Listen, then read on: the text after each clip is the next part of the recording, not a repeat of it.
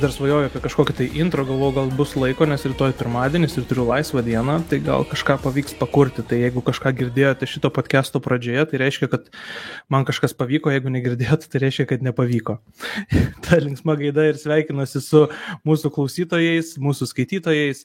Sveiki atvykę į Eurodienos podcast'ą apie Euroviziją. Čia mes kalbamės apie viską, kas yra susijęs su didžiausiu pasaulyje Europoje dainų konkursu ir šį kartą vis mes jums kažką tai serviruodavom paskutiniam savaitėm kažką naujo.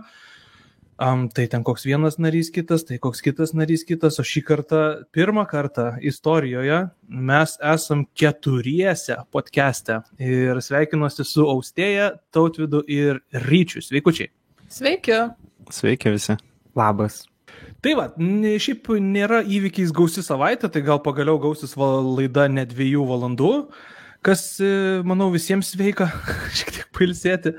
Tai štai, pradžioje pakalbėsim dar šiek tiek apie tai, kas vyksta Lietuvoje su Silvestru, hypas, ne hypas, buvo patikslinti finalo rezultatai, tada aptarsim tas dainas, kurios buvo išleistos šią savaitę, tai yra Lenkija ir Belgija, taip pat vakar įvyko San Marino finalas, kurį keli iš mūsų stebėjo, tai galėsim papasakot, kas dėjos ten, na ir taip pat anonsiškai pažvelgsim į Kroatiją, kuri savo finalą turės šį vakarą, tai yra sekmadienio vakarą, nežinau tiksliai, kada jūs to klausot, bet ten panašu, kad yra 2 arklių lenktynės, tai pabandysim tuos arklius aptarti ir taip pat pažiūrėsim, kas gero Islandijos finale. Tai pradėkim galbūt nuo Lietuvos ir, na, kaip visi žinom, Lietuva išsirinko atstovą Sylvester Belt, mes buvom labai laimingi, aptarėm tai praėjusią savaitę mūsų live. Jeigu kartais dar nematėt, nes, na, galbūt kažkaip praleidot, nors tiesa ir Spotify buvo įkėlęs, tai negalėjot praleisti. Bet jeigu praleidot, tai atsisukit, pasižiūrėkit, tikrai daug dalykų aptarėm apie Silvestrą. Dabar tiesiog dar kartą gal norisi praėjus savaitėj, matant viską, kas vyksta viešoji erdvėje, pasišnekėti, kokiegi tie Lietuvos šansai yra, kaip čia viskas vertinama, kaip mus hypina užsienis, kaip Lietuvoje irgi daug kas džiaugiasi, bet tuo pačiu yra tam tikra grupė žmonių, kurie, na, kaip visada, turbūt yra visko nepatenkinti. Tautvi, nuo tavęs gal pradėkime, nes tavo nuomonės apskritai net negirdėjom praėjusią savaitę po finalo, tai tu užduok mums toną. Kaip jauties dėl Silvestro atstovavimo Lietuvai ir apskritai visko, kas vyko Lietuvoje šią savaitę? Sveiki dar kartą, malonu sugrįžti po poros savaičių pertraukas. Labai džiaugiuosi iš tiesų, kad Silvestras laimėjo. Man atrodo, tai buvo absoliučiai teisingas sprendimas, verčiausias kandidatas, ypač stebint jau būtent tą finalą. Ir, na, man atrodo, jis tiesiog turėjo tą geriausią bendrą peką, sakykime, įvardinkim taip. Tai kažkokių didelių klausimų man asmeniškai nekilo. Galbūt dar šiek tiek žiūrėdamas tą finalą nerimavau dėl to, kad, na, galvau, galbūt The Roop galėtų laimėti arba Shower galėtų laimėti, bet iš esmės tai, nu, man atrodo, visiškai logiški rezultatai ir būtent smagu matyti, kad visgi, sakyčiau, dauguma sutinka su tą nuomonę tiek Lietuvoje, tiek ir už Lietuvos ribų. Taip, tik tai tarptų nesutinkančių visokių, tai lochų pasitaiko. Tiesiai šviesiai galima atsakyti, nes viena yra nesutikti, jeigu tau daina nepatinka, bet kita yra pradėti kabinėtis prie atlikėjo orientacijos, prie atlikėjo išvaizdos, prie dar kažko. Tai va tokių absurdiškų dalykų tikrai Lietuvoje matėm. Aš labai stengiuosi juos nekreipti dėmesio, labai stengiuosi tų komentarų neklausyti, bet na, vis tiek vienokiu ir kitokiu būdu mane jie pasiekia.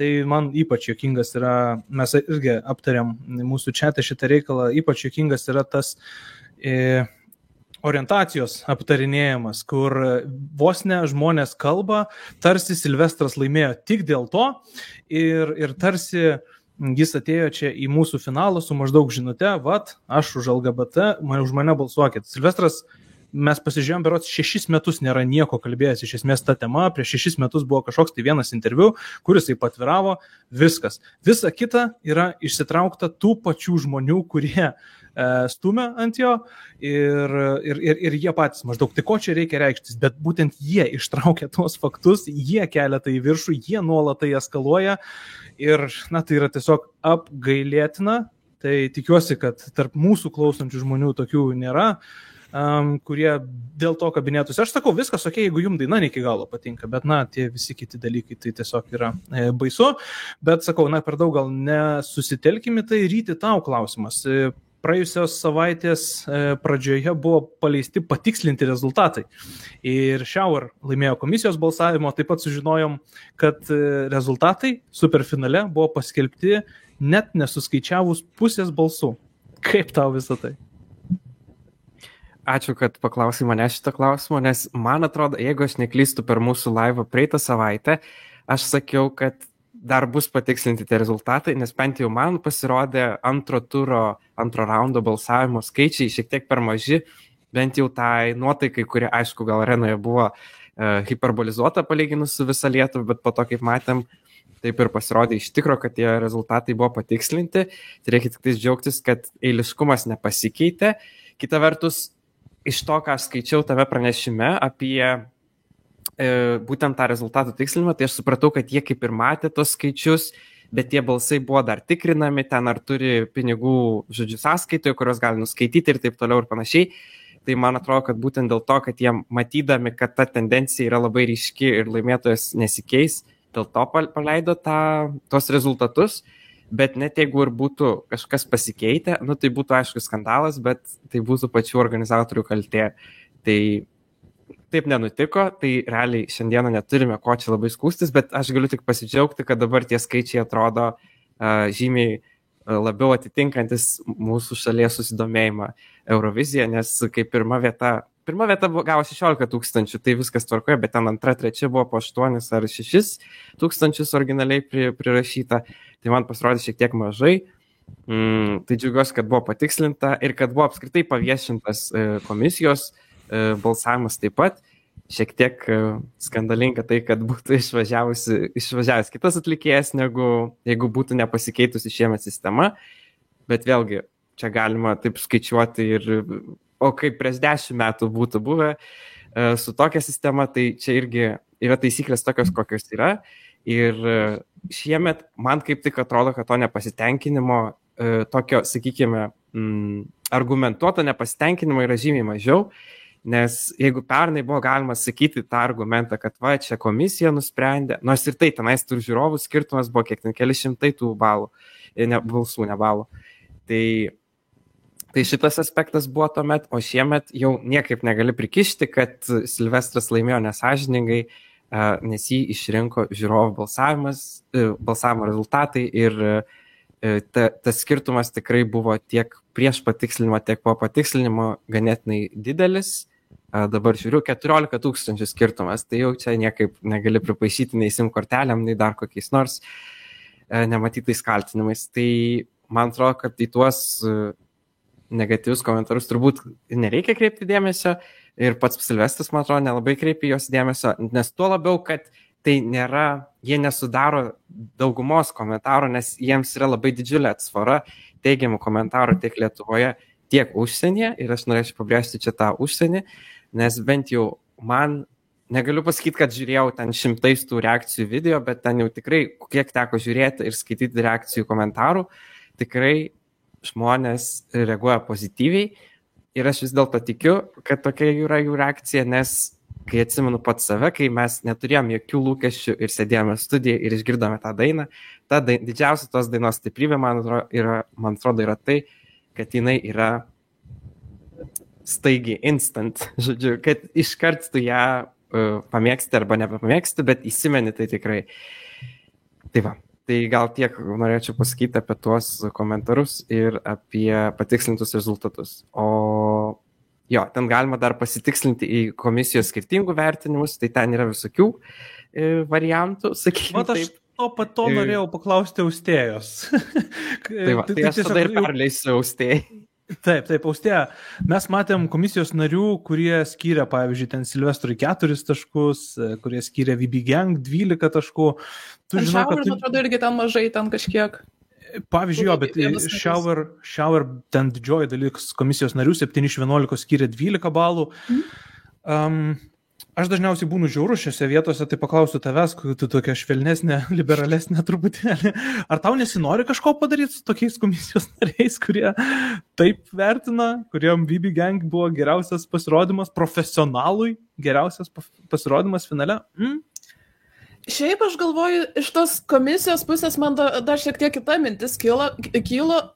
Man dar kita šiek tiek mintis kyla dėl komisijų, tai kad, turim Shower, kurie laimėjo komisijos balsavimą, šiaip beje pliusas su to, kad Shower laimėjo, tai kad dabar dar mažiau lieka tų tokių sakančių, kad Silvestrą prastūmė, nes, kaip, pavyzdžiui, galėjo komisija prastumti, jeigu net nedavė 12 balų jam. Tai čia toks dalykas, bet iš kitos pusės man dėl Shower, man atrodo, kad taip, tai yra tikrai nuostabi daina, tikrai aš labai džiaugiausi, kad jie antrą vietą užėmė, bet iš kitos pusės tai, kad jie laimėjo komisijos balsavimą, tai aš galvoju, ar tai nėra toks labai, kad tie kažkokie kriterijai, kurie, nežinau, yra ar nėra, yra kitokie negu pačioje Eurovizijoje, kad, gerai, dainam tai skonio reikalas, gal net ir galima ten sakyti, kad ten kokybiškiausia, pavyzdžiui, objektyviai, ir ten menas ar dar kaip nors, bet tada galvoju, kad tai tikrai nėra ta daina, kuri daugiausiai to potencialo kažkaip masėms, kad patiktų.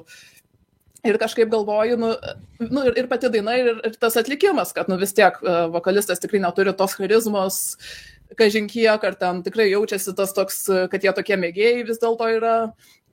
Ir kad to įspūdžio, man atrodo, gana akivaizdu, kad nebūtų tiek, ir žiūrovai, tai dar žiūrovai, bet kad komisija taip vertina, tai kažkaip atrodo šiek tiek keista, ir kad su ta sena sistema tai ir būtų išvažiavę. Ir kažkaip man tas būtent, kad komisija gal ne tiek, kad neprofesionali, kiek kad vertina visai kitaip, kaip pačioje Eurovizijoje. Čia kažkaip dar prisiminus net ir, pavyzdžiui, tą patį Antoine Vent atvejį, kad, taip, gal ta daina nebūtų ten geriausia iš visos atrankos, bet kad tokį vokalą, ypač kad komisija vertina ten gal 6 vieta iš tokio silpno net pusfinalio, tai kažkaip irgi atrodo, kad didžioji Eurovizijai tikrai už tą vokalą kažkiek labiau palaikytų. Tai man tokie netitikimai komisijos su ta komisija didžioji Eurovizijai kažkiek.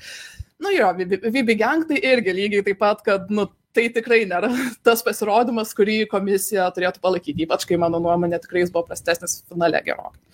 Tai tai turbūt, dėl šito tai turbūt tokias mintis.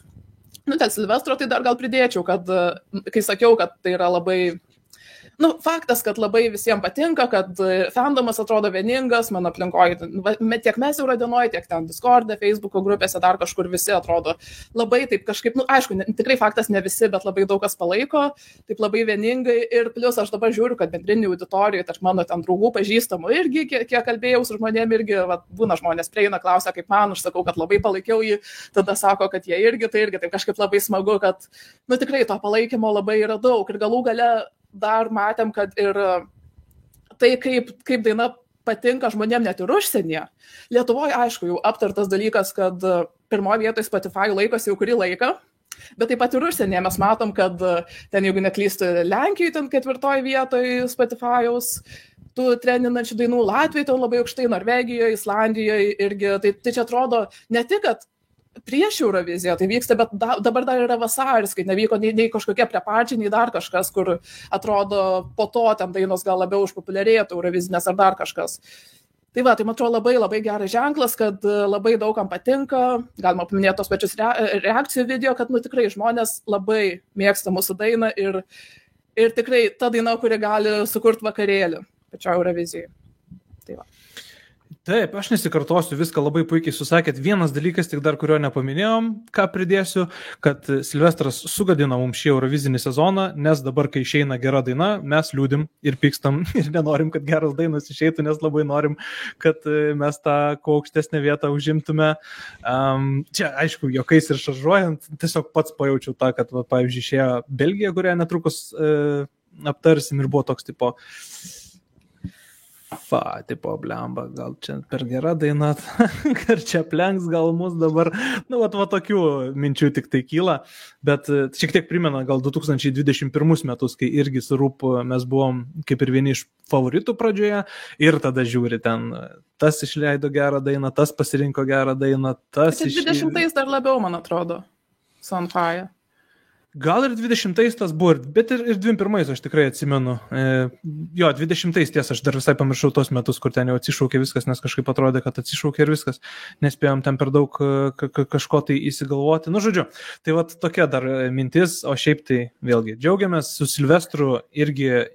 Nežinau, kada tiksliai klausysite, tiesa, jau tikrai bus po to live Q&A, tai sakau, kad turėjome live Q&A, tai yra Silvestras prisijungė į Eurodienos live, apskritai labai gerai sutarėm su juo, labai smagu dėl to, tai tikrai manau, kad padės turinio prigaminti ir iš pačios Švedijos, ir galbūt iš preparčių.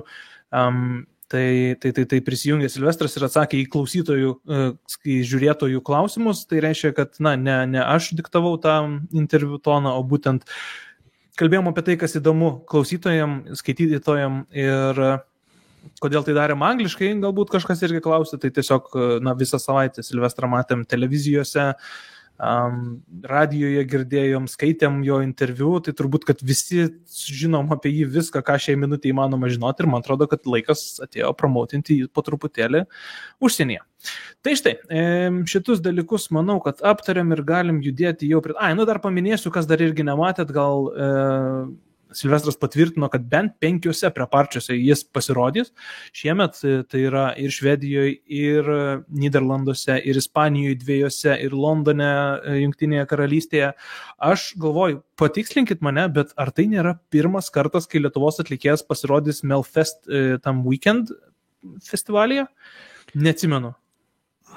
Aplamai Melfest Weekend anksčiau buvo toksai, man atrodo, jis tiesiog plečiasi, nes ir pernai atrodo ten daugiau susirinko, buvo keli atstovai, bet daugiau buvo nacionalinių finalų dalyviai, ir šiemet iš esmės, kiek mačiau, ten susirinks buvę kai kurių šalių atstovai, vėlgi šiųmetinių nacionalinių atrankų dalyviai, tai tų atstovų nėra daug tame būtent Melfest Weekend, nes jisai kaip ir skirtas, jisai kaip ir yra prieš Melody festivalį dar tą finalą, tai ten nelabai toksai kaip ir oficialus pre-party, bet kokiu atveju labai smagu, kad bent jau paskutinį kartą, kai žiūrėjau, tai Silvestras buvo pirmas ir vienintelis kol kas patvirtintas šiųmetinis dalyvis, tai labai gerai, jeigu leis jį šiek tiek daugiau pristatyti būtent Švedijos publikai.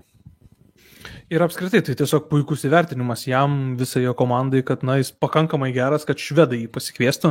Tai tikrai dėl to labai džiugu. Bet dabar, manau, jau judėkim link užsienio ir kelias dainas turim aptarti. Būtinai tai Lenkija, pirmoji, pačioje savaitės pradžioje, po irgi ilgų diskusijų, daug spekuliavimo. Ten buvo ir apie vienus atlikėjus kalbėta, ir apie tą, dabar nepaminsiu pirmo žodžio, bet su Amaretu kažkas susiję, irgi buvo labai įdomi daina, kurios dalis fanų norėjo.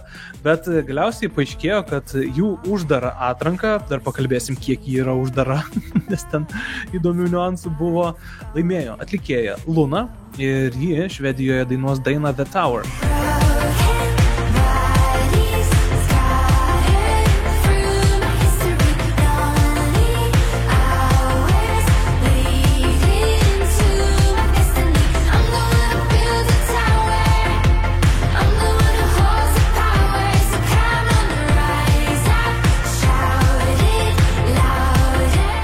Aš labai trumpai ką pasakysiu, tai man ši daina visai patinka, tai ji nieko neišsiskiria, jinai yra mano lentelės kažkur tai viduryje, jos klausytis neerzina, nenoriu iš jos išjungti, jeigu jinai netyčia užgroja, tai dėl to viskas yra gerai, bet tokį keistą turiu pastebėjimą, man atrodo, kad šitai atlikėjai tiesiog prie veido netinka šitą dainą. Nežinau, ar tai nėra kažkaip nemandagu sakyti ar panašiai, bet pavyzdžiui, aš labai matyčiau Luną dainuojančią tokią dainą kaip Slovenijos Veronika ir jai labai labai tiktų, toks mistiškas, truputėlį raganiškas kažkoks, o čia toks popsas ir nežinau, man kažkas tai nesusisieja ir Andžiai, matau, jau rašė, kad yra pretendentė į metų Malkos apdovanojimą. Ryti, kaip manai, nuskins tą apdovanojimą ar kaip bus? Kadangi kol kas matėme tik tais muzikinį klipą, kas jau yra gerai, nes ne visi atlikėjai visada turi muzikinį klipą, net nebūtinai turi tam biudžeto, tai jau vien tai indikuoja, kad turbūt ir pasirodymas nebus visiškai, taip sakant, padarytas nemokamai. Tai belieka tikėtis, kad Luna paruoš įdomų reginį. Ir visada efektų tikrai bus vaizdo efektus ant ekrano. Taip, tai visada yra tasai klausimas su uždaru būdu išrinktomis dainomis, kaip jos suskambės, pasirodys, sudėlios visą pasirodymą didžiojo Eurovizijos scenoje.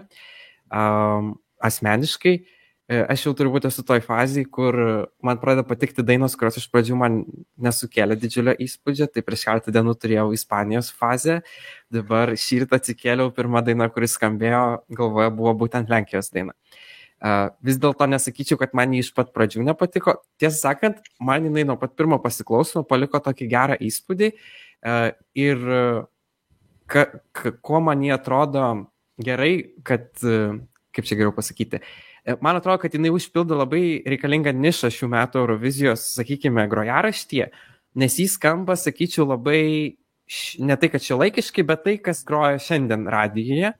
Gal net sakyčiau, jinai man tokia truputėlį tiktokinė daina, bent jau tokia skleidžia nuotaiką ir dar aš ją norėjau palyginti anksčiau su tokia, sakykime, Netflixo romantinės komedijos apie gimnazistus tokia soundtracko dalimi.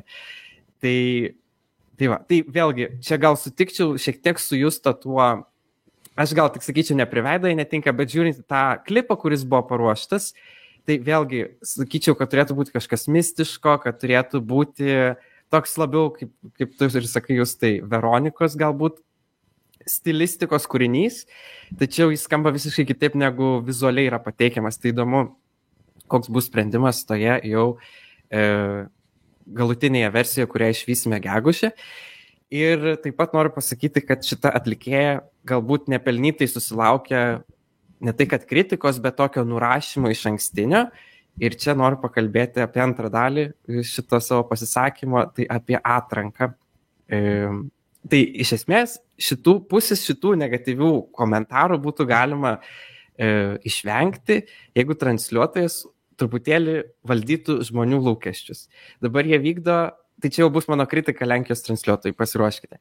Tai iš esmės yra vykdoma uždara atranka, bet ta uždara atranka yra tokia uždara, kad Wikipedijoje mes turime visą sąrašą dabar dainų, kurios dalyvavo, turime konkrečius komisijų narius ir kurie balsavo už kurias dainas. Tai ta prasme, čia yra realiai daugiau informacijos, negu mes apie Lietuvos komisiją turime, kaip kas balsavo visose etapuose.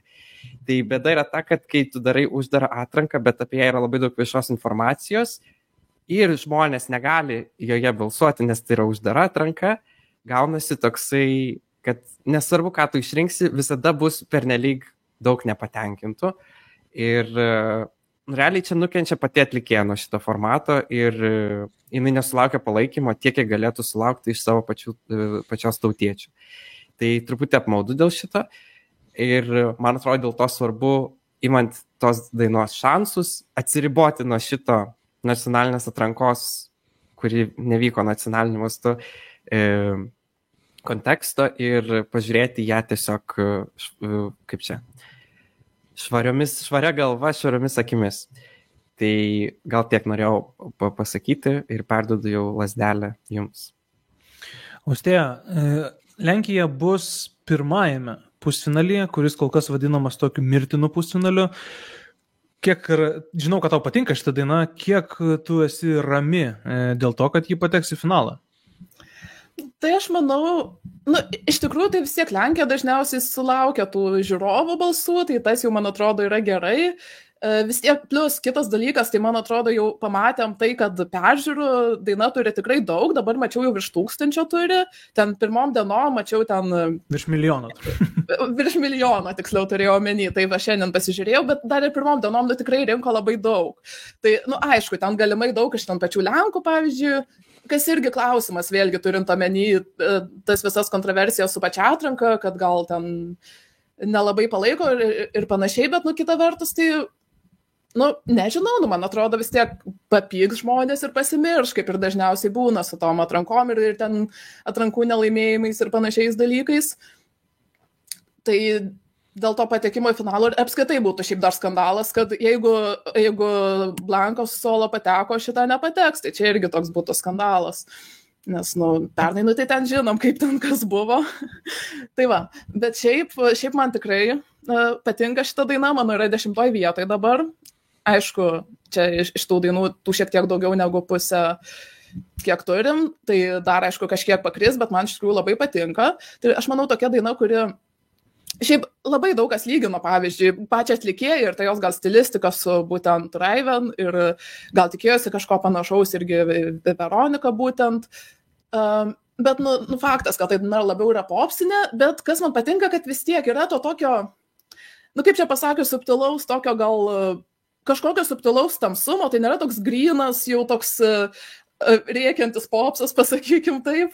Ir šiaip, nors ir ta daina yra tokia moderni, bet kartu man tai labiau yra toks eurovizinis popsas, negu kad tai, ką ten labiau girdėtume kažkur per radiją. Tai dėl to, čia mano toks jau asmeninis toks jau, bet man tai labiau patinka, aš labiau laukiu tokio labiau eurovizinio popso, kaip pagal savo supratimą, negu kad tai, ką per radiją girdim. Tai labai tokia melodinga, užkabinanti daina, kuri gal, aš spėju, kad apskritai gal ta daina, kurią labiau norisi klausytis tiesiog Spotify kur nors, negu gyvam pasirodyme. Pati daina iš savęs, aišku, pasirodymas irgi potencialo turi, bet matysim. Tai va, ir dar toks gal įdomus pastebėjimas, tai dainos žodžiai. I'm the one who holds the power. Man iš karto tokia aliuzija pernykštę Islandiją. You hold no power over me. Tai iš vienos pusės gal tai toks... Nežinau, gal man turėtų ir nepatikti, nes, kaip ir vos nekopijuoja mano labai didelę pernykštę favoritę, bet kartu ir man tokia nostalgija kyla iš to. Ir iš tikrųjų tokia, gal nėra kažkokia labai unikali frazė, bet labai tokia stipri, mano manimu. Ir vis tiek ta žinutė tokia, ne kažkas naujo, bet man atrodo labai reikalinga. Ypač gal šiais laikais. Tai va, tai, iš tikrųjų gerai vertinu, tikrai tikiuosi pamatyti finale. Aš tai irgi, kai nors klausiau šitos dainos tikrai ne vieną, ne du, ne 3 kartus, bet dabar nesugebėčiau paninuoti jos priedainio ir kai pamatau tą pavadinimą The Tower, tai man iškart Power irgi Islandija skamba. Tautvi, apibendrink, kaip seksis Lenkijai šiemet? Aš manau, kad vėl nebe pirmą kartą labai daug kas priklausys nuo pasirodymo. Man atrodo, kad daina savyje nėra tokia stipri, kad galvotume, kad tikrai automatiškai pateks į finalą.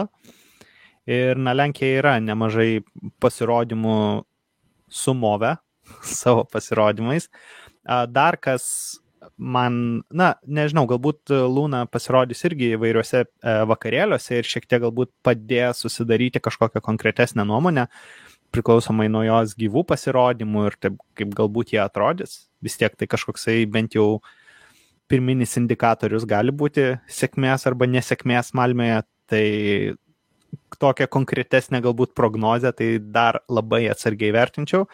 Aš tą dainą išgirdau turbūt porą savaičių prieš ją paskelbę, nes kaip tik kalbėjau su pažįstamais Lenkijoje ir klausiau, kas dar be Justinos Tačkovskos ten tarp kandidatų. Tai man atsiuntė šią dainą, aš ją praklausiau ir man atrodo, mano nuomonė tiesiog buvo, tokia paprasta pop daina, kuri nieko labai ypatingo savyje neturi, bet kaip Justas ir pastebėjo, ji nėra ta tokia, sakykime, įkyri daina, kurią norisi išjungti ar kažkas įeina ir bet kokiame radijoje, grojaraštyje, man atrodo, jį visai smagiai susiklauso. Tai čia toksai žinoma privalumas, kuris, visgi Eurovizija yra vienas, bet turint omeny, kad pastaraisiais metais kai kurios dainos dėmesio didesnio sulaukia būtent už Eurovizijos ribų, tai man atrodo Lenkija tokia viena iš kandidačių šiemet, sakykime, būti ta tokia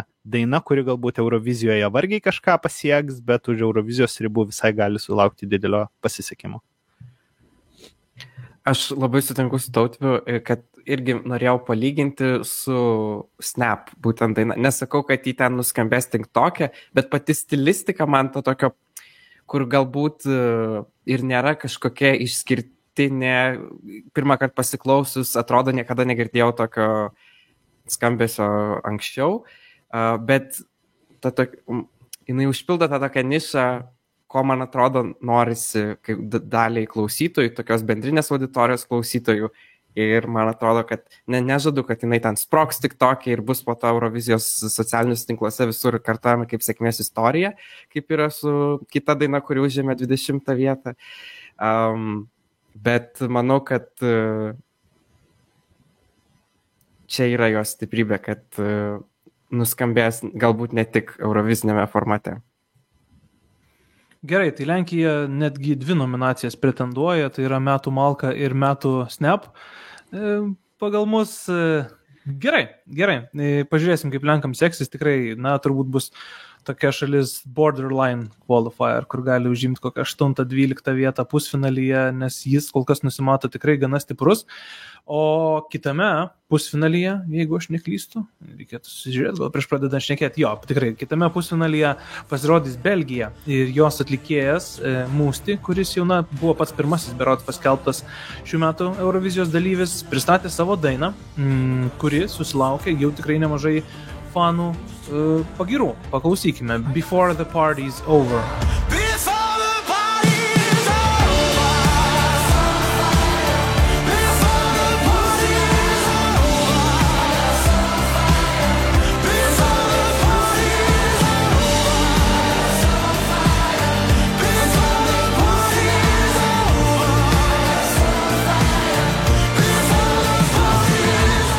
Aš iškart gal perduosiu žodį Austėjai. Žinau, kad jinai didžiausia Musti fanė, jau jinai džiaugiasi apskritai, kai šitas atlikėjas buvo paskelbtas. Tai Austėja, kokie tavo įspūdžiai apie Belgijos dainą? Tai visų pirma, tai aš tikrai labai aišku jau sakiau, kad džiaugiausi, kai jį paskelbė. Jau jį žinojau anksčiau, labai įsimylėjau daug jo kitų dainų. Ir jau buvo sakyta dar prieš... Maždaug tada, kai jį kaip atlikėja paskelbė, buvo sakyta, kad jis liks ištikimas savo stiliui, jis nuo savo stilistikos nenutols. Tai galvoju labai gerai ir žiūrėsim, kaip tada bus.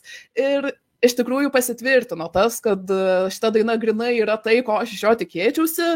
Tikrai visiškai nei daugiau, nei mažiau. Būtent tai, toks kaip ir jo apskritai didžioji dalis diskografijos tikrai tokia daina, sakyčiau, negreitas maistas, kur tu gal neklausytum ten po 5 kartus, ten per vienu prisėdimu, ten on repeat ar panašiai, bet vis tiek klausytis norisi. Tai toks, man atrodo, vis tiek iki tam tikro lygio turėtų daugam patikti, bet kartu ir, tai pakankamai yra, sakykim, toks menas, kur norisi, nežinau, gal ir pataupyti tam tikrą prasme, kad nenusibostų ir kartu ir nėra ta daina, kur klausytum labai labai daug. Tai labai tikrai džiaugiuosi, kad tokią tikrai stiprią, tokią rimtą paraišką Belgija turi. Plius pats atlikėjas, kiek žinau, ir gyvai labai gerai dainuoja iš tokių gal gan prastos kokybės įrašų, kiek girdėjau, bet tikrai lūkesčiai yra aukšti ir gyvam pasirodymui. O dar apie pačią dainą, tai, šiek tiek, iš tikrųjų esu per vieną tokį laiptelį, kad visai lydyčiausi dėl šitos dainos, nes paskutinę minutę tai visiškai nunešė stogą, ten, kur prasideda ten I Got a Soul on Fire ta dalis, ir paskui toks aukštos natos, visas ta kulminacija yra tikrai wow. Tik tada, aišku, klausimas kyla, ar nesinorėtų iki tos vietos kažko tokio, nežinau, stipresnio, intensyvesnio, nes kažkaip lyg ir tokia gan populiari nuomonė, kad būtent ta paskutinė minutė yra stipriausia ir kad dar kažko norėtųsi prieš tai. Tai galbūt tai yra vienintelė priežastis, kodėl tos dainos nemyliu dar labiau. Ta prasme, mano yra 5 vietoj, tai labai tikrai puikiai vertinu, bet jeigu būtų dar šiek tiek, gal ten pradžioj dainos kažko daugiau, tai būtų dar geriau. Tada visiškai įsimylėčiau, bet nežinau, gal čia dar pasikeista nuomonė, gal dar daugiau pasiklausyti jos reikia. Tai tai labai tikrai nuostabi Belgijos paraiška ir labai dar džiaugiuosi, kad apskritai jie grįžo į savo tokį, sakykim, tą tokią slay erą savo. Pernai, aišku, jie irgi ten užėmė aukštą vietą, bet tai, sakykim, vis tiek iškrito iš konteksto, ką jie siūsdavo anksčiau, kaip buvo ten tokios dainos, kaip ten City Lights ar Wake Up ir visas tą tokią panašią stilistiką. Bet tarp kitko ir tas pats dainos autorius vienas yra iš tų, kuris rašė ir City Lights, ir Wake Up, ir 2022 misijų. Tai tokios mintis, ir dainos žinutė tokia apie tai, kaip, kad reikia džiaugtis tą akimirką prieš tai, tol kol gali, prieš viskam pasibaigus, čia galima įvairiai interpretuoti, kad apskritai džiaugtis gyvenimu, nes nesitęs amžinai ar kažkokiais apskritai, gal ten, nežinau, kažkokiais momentais gyvenime. Tai čia tokia universali žinutė, kuri, man atrodo, taip labai išradingai pateikta. ten ir klipe gal galima kažkokių prasmių ieškoti, nepaieškojau dar pakankamai, bet tikrai toks meniškas ir pats klipas irgi. Tai va, tai turbūt tiek. Tau, tu pasakėjai Wake Up ir aš galvoju, kas per Wake Up, kas čia per daina, kada jinai, kur buvo.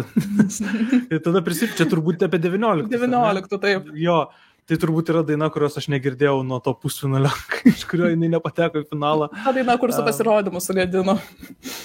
Aš pamenu, per daug nesižavėjau jie ir iki pasirodymo, bet čia ne apie tai tema. Tautvė, tu žinau, kad esi labai didelis dainorėlis ir Musti rinko chorą europinį, pasaulinį šitos dainos tai kulminacijai didžiai. Gal tu nusintai savo balsą ir ten skamba tavo balsas ir šiaip kaip vertini šią dainą.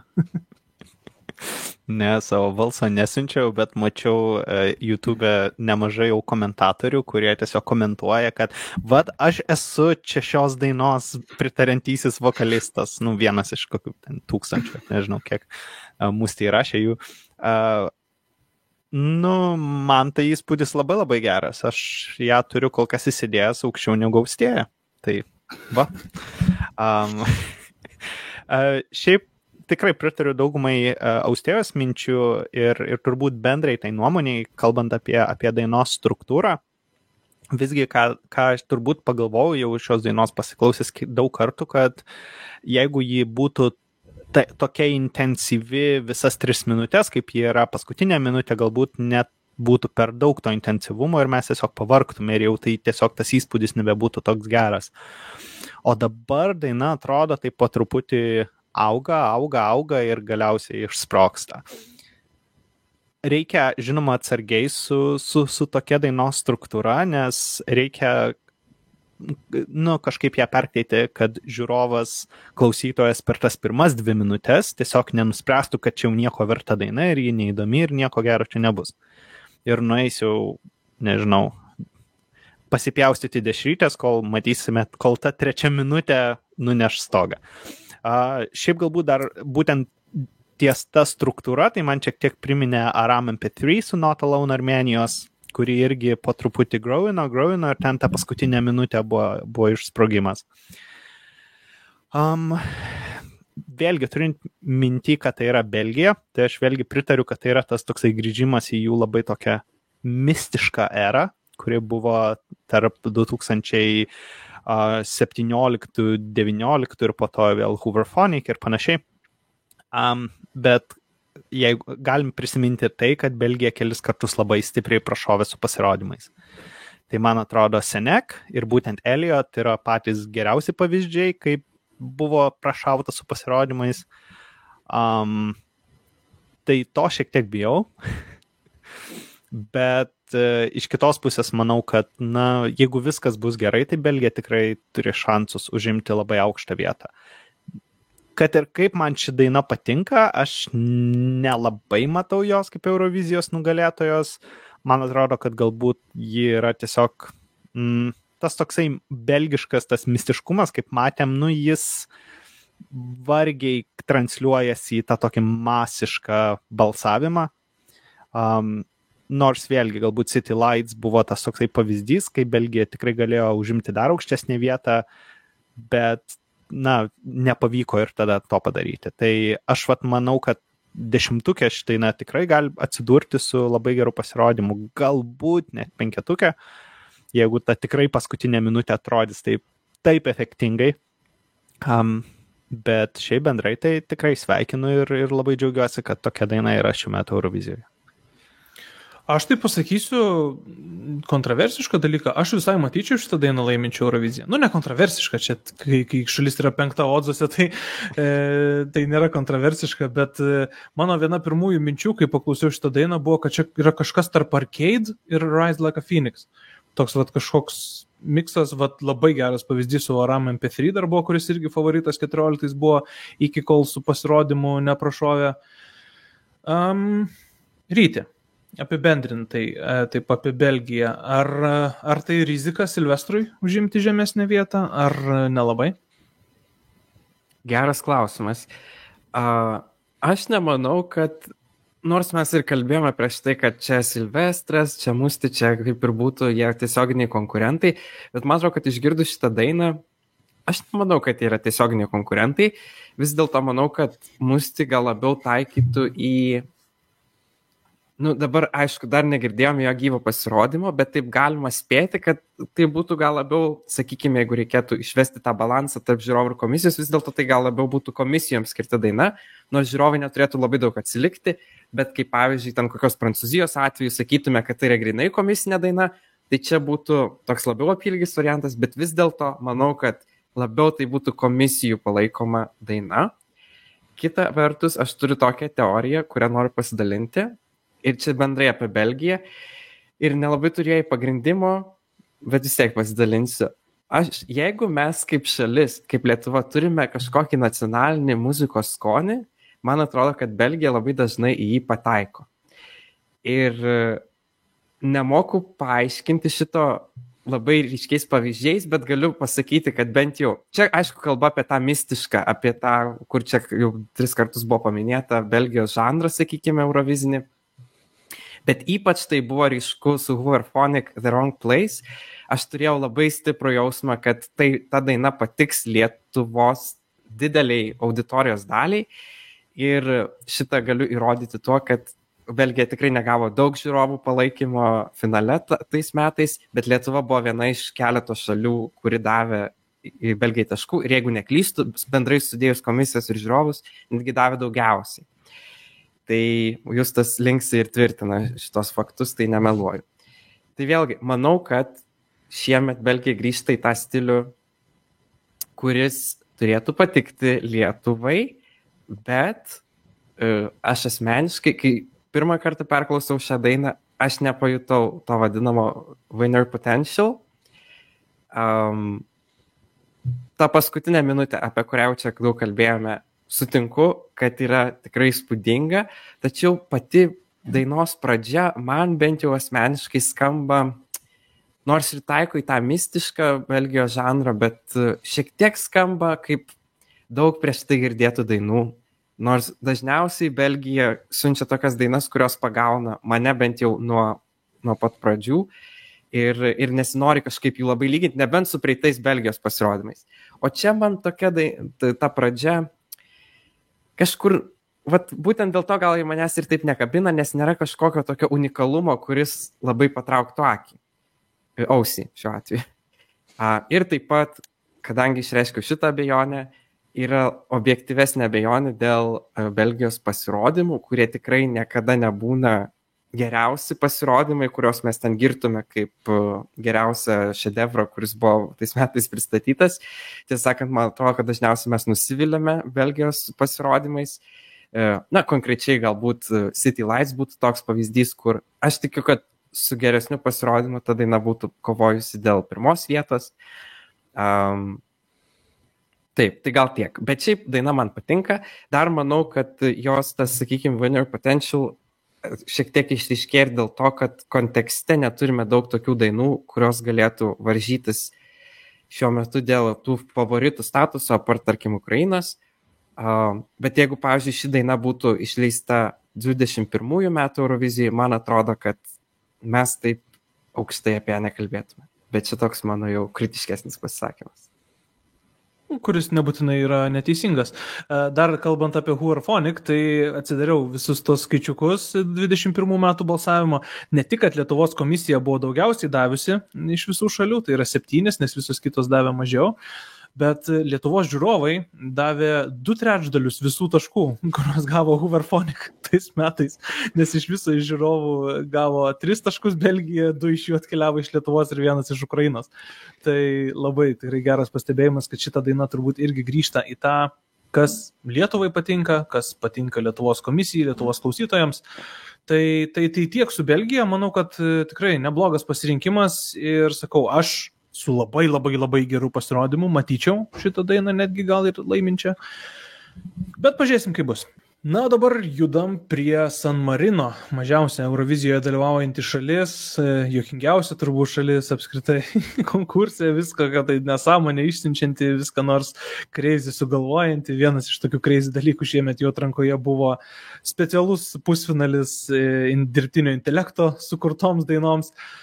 Bet galiausiai ryte atsikėlęs šiandien pamačiau, kad į Euroviziją važiuoja ta grupė, kuri man labai patiko Ispanijos atrankoje praėjusiais metais, ir tai yra grupė Megara, su daina, net nežinau kaip sakyti jos pavadinimą, tai yra 11-11, ar tai yra 1-1 prieš 1-1, bet tai yra daina 11x11, 11, nežinau, tai paklausom.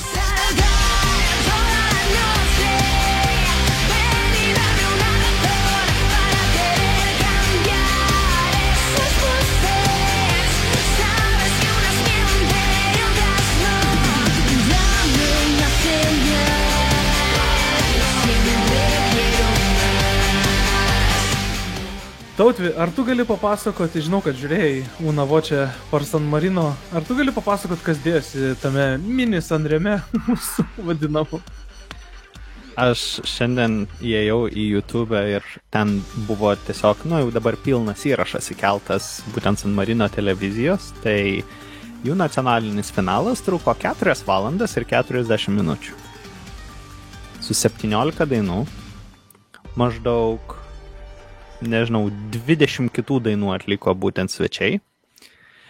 Aš nežinau, aš vakar tiesiog vakare naktį jau, net ir Jungtinės karalystės laikų naktį, aš nusprendžiau, kad daugiau savęs nebekankinsiu šią atranką, nes man tai buvo tokia labai neigiama patirtis, nes tiesiog man atrodo, kad jeigu Sanremas trunka 6 valandas, bet bent jau gaunam kokybę, gaunam įdomias dainas, galiausiai logiškus rezultatus, tai San Marinas, man atrodo, absoliučiai ten nieko nebuvo rasta. Labai trumpai apibendrinant, tai buvo 17 dalyvių, pusfinaliuose dalyvavo, jeigu neklystu, 120, iš jų ten iš 30 dalyvių po vieną pateko į finalą, dar kelis siuntė į paskutinį šansą. Tada vyko tas antras paskutinis šansas, tarp kitko Megara į finalą pateko būtent iš to antro šanso. Ir dar ten maždaug pusę finalo vieto davė ale žinomiems, ten jau patyrusiems atlikėjams. Nors stebint tuos pasirodymus, tai man atrodo, kad tie kai kurie patyrę atlikėjai, tai nežinau, kokiu būdu jie pateko į tą kategoriją. Kas buvo problematiška, tai man atrodo, kad taip, toksai bandymas padaryti mini Sanremą, daug visokių nereikalingų kalbų, man atrodo labai netinkamai parinkti vedėjai, kurie profesionalumu tikrai visiškai nespindėjo. Svečių pasirodymai, jie pasikvietė dabar, tiksliai nebepasakysiu vardo, bet vieną iš tokių garsesnių Italijos atlikėjų, kuris, buvo labai garsus ten 90-aisiais, būtent toj praeitam amžiuje. Ir jis pirmą atliko gal kokias 5 dainas, jau atrodo, gerai. Ir tai buvo praėjus tik kokiem 4 pasirodymam. Atliko 5 dainas, po to jisai vėl grįžo, atliko dar mini koncertą, tiesiog vakaras skirtas vienam atlikėjui realiai. Tada o tu čia ne apie Lietuvos atranką ir ne apie Mango kalbė? Ne apie... tai žinok, Mango dar nieko, nes Mango pasirodė bent 1 kartą. O jis išlindo 2 kartus, atliko turbūt visą savo žymiausias repertuaro dainas ir, aišku, publika norėjo dar daugiau. Tada jie turėjo komikų vakarą, kur tiesiog pasirodė 2 vaikinukai ir 5 minutės ale juokelius sklaidė. Tada nusprendė gale dar prieš rezultatų skelbimą šokių vakarą pasidaryti ir tiesiog pora šoko pagal muziką. Buvo ir labai reikalingas kokių 10 minučių monologas apie San Marino futbolą. Tai aš tikrai nežinau, iš kur aš tokios kantrybės turėjau visą tai stebėti. Berods Randžiai stebėjo ir Austėja stebėjo, tai, man atrodo, tai yra tiesiog patirtis. O jeigu jau grįžtant prie dainų, tai nežinau, Austėjai turbūt perduosiu mikrofoną, nes man tiesiog visos tos jau neigiamos mintis vėl sukilo prisiminus vakarykštį vakarą. Aš tiesą sakant, neatsiliepčiau taip neigiamai apie visą tai. Gal dėl to, kad gal iš esmės dėl to, kad tikrai daug tokių atsiliepimų neigiamų girdėjau, kad labai ten viskas blogai pradedant ten organizaciją, baigiant dainom. Bet iš tikrųjų, kaip čia pasakius, toks mini Sanremas, kuris faktas, kad žymiai visom prasmėm prastesnis už patį Sanremą ir vedėjai, ir ten nekalbant apie ten garso ir vaizdo kokybę, ir ten, ir pačias dainas, ir ką tik nori. Bet iš kitos pusės, ir nesitikint tos Sanremo kokybės, ar ten kokios nors ten produkcijos Melody Festivalin kokybės, ar dar ko nors, tai nesitikint viso to, tai man susižiūrėjo gerai. Aišku, galbūt dėl to, kad aš dar tuo pačiu metu ir Portugaliją dar žiūrėjau, bet, tai ten aišku, ypač per ten kokius nors ten svečių pasirodymus, tai jau pilnai tikrai nežiūrėjau.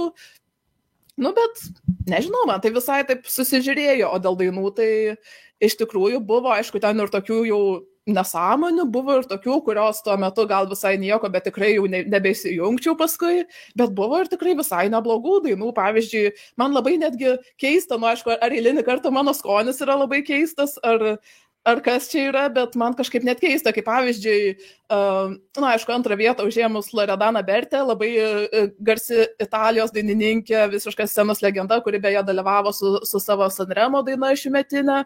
Tai, aišku, tai buvo vienas tikrai ir geriausių pasirodymų ir dainų, mano nuomonė, ir turbūt daugelio, bet kita vertus, pavyzdžiui, buvo ir dar kita daina, tai Marcella Bella su Kisemo Davero, tai aš sakyčiau, šitą dainą grinai išskirčiau kaip tokią kažkur, kaip tokią antros lentelės pusės Sanreme tokią dainą, sakykim, tikrai tokia, kuri tikrai įsipaišytų į tą Sanremo kontekstą, ten kažko baisiai gero nepasiektų, bet, tikrai gana kokybiškos, Sanreme vis tiek dauguma dainų yra geros. Tai toks, arba, pavyzdžiui, ir daugiau buvo tikrai tų pavyzdžių, kai tikrai dainos gal netokios, kad laimėtų Euroviziją, sakykime, ar dar kažką, bet, tikrai gana neblogos. Ir kaip visi šneka, kad kokia čia bloga atranka, kaip čia nėra ko klausyti, kaip čia norisi vos net ant vimdo viskas ar kažkas, tai, tikrai man taip nebuvo.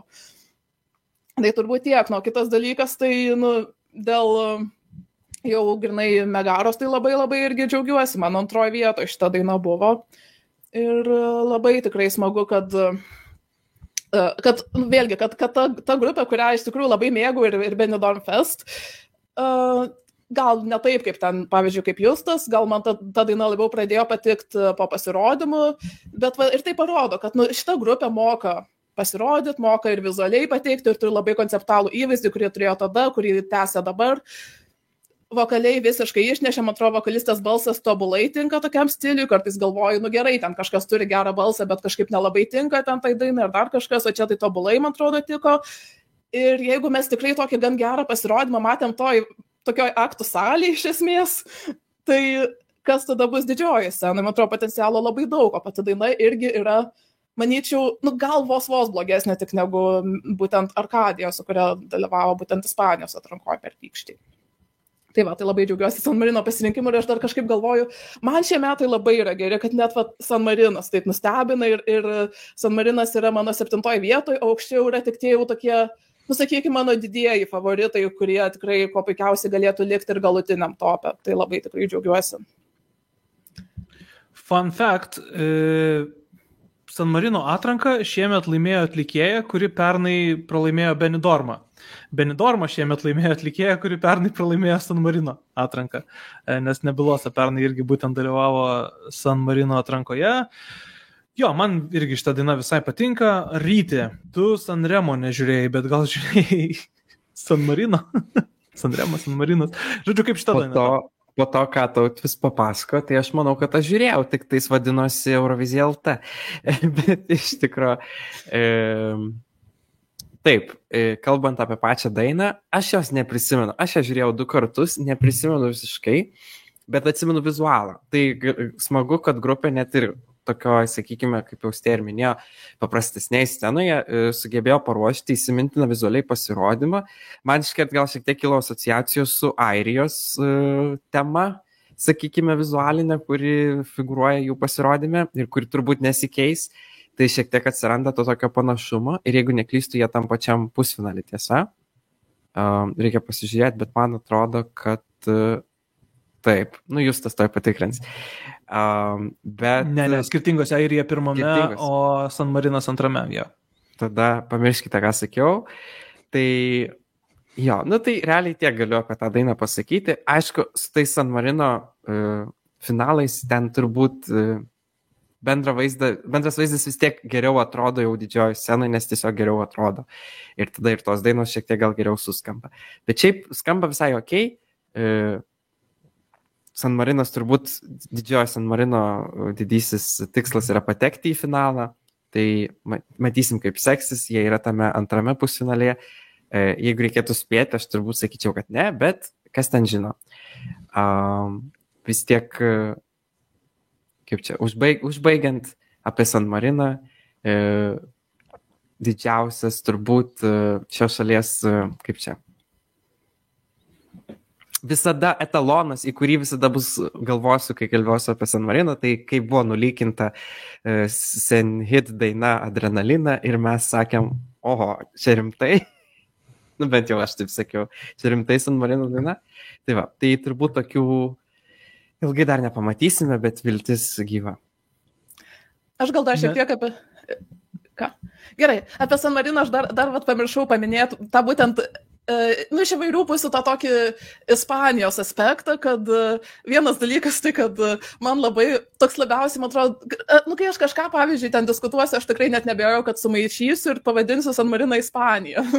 tai toks dalykas, dėl akivaizdžių priežasčių, kitas dalykas, tai šiaip San Marinas visai turi šansų į finalą patekti, nes, vien jau ką sakiau apie dainą, man atrodo, ir tą pasirodymą, kad tikrai labai turi šansų išsiskirti, ir man atrodo, iš tokio roko, metalo, tokio, sakykime, stiliaus, aš manau, tai gal ir stipriausia daina šiais metais, galbūt. Ir kitas dalykas, tai, kad Ispanija balsuoja tam pačiam pusfinalį ir beveik garantuotai duos 12, Italija irgi. Tai, nežinau, kiek duos, bet kažkiek vis tiek turėtų, tai aš labai, ir plus San Marinas, tai čia toks atvejis, kad aš manau, yra kažkiek gal žmonėms to noro, kad į finalą patektų, tai aš turiu tokią mintį, kad į finalą San Marinas pateks ir labai gerai pasirinko.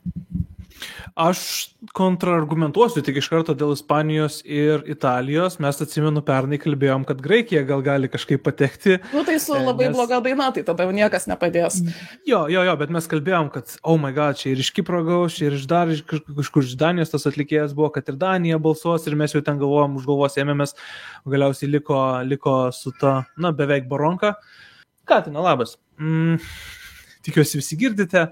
Kalbant apie San Marino dainą, tai sakau, tikrai viena iš tų dainų, kurią mielai klausysiu, nors irgi klausiau šiandien 2-3 kartus gal, bet visiškai neprisimenu jos, bet kaip Rytis gerai ir pastebėjo, tas visgi įspūdis lieka, nes ir atlikėja labai įsimintina ir tie šokėjai tikrai lieka atmintyje ir, šiaip grupė gerą energiją turi, Benidorme pernai tikrai puikų pasirodymą turėjo, tai labai laukiu pamatyti, ką paserviruos galų gale Eurovizijoje.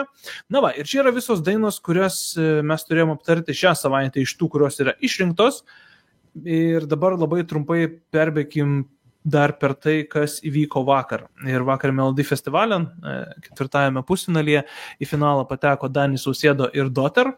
Tai čia buvo žmonių labai norinčių apie tai pasisakyti. Aš labai trumpai pasakysiu, aš negaliu patikėti, koks aš esu nusivylęs Danis Saucedo daina. Man tas atlikėjas visada patiko, net ir Danti Dansa, kai nieks nemėgo jo prieš keletą metų. Man ta daina patiko. Šiemet siaubas. Tai yra kažkoks siaubas. Aš net nesuprantu, kaip jisai pirmą vietą užėmė šitam pusfinalį. Aš jau čia vien mačiau kokias 2 dainas, kurios tikrai turėjo būti virš jo, bet jisai sugebėjo laimėti pusfinalį. Dėl vardo turbūt, bet, wow, labai bloga daina. O Dotter, apie Dotter pradėkim gal pozityviai, tai austėjai duokim.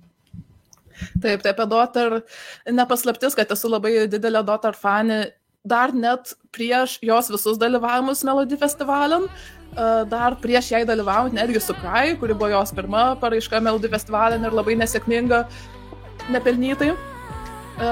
Tai labai ir tada labai džiaugiausi, kad jinai dalyvauja, labai mėgau ir Cry, ir paskui, aišku, Bulletproof.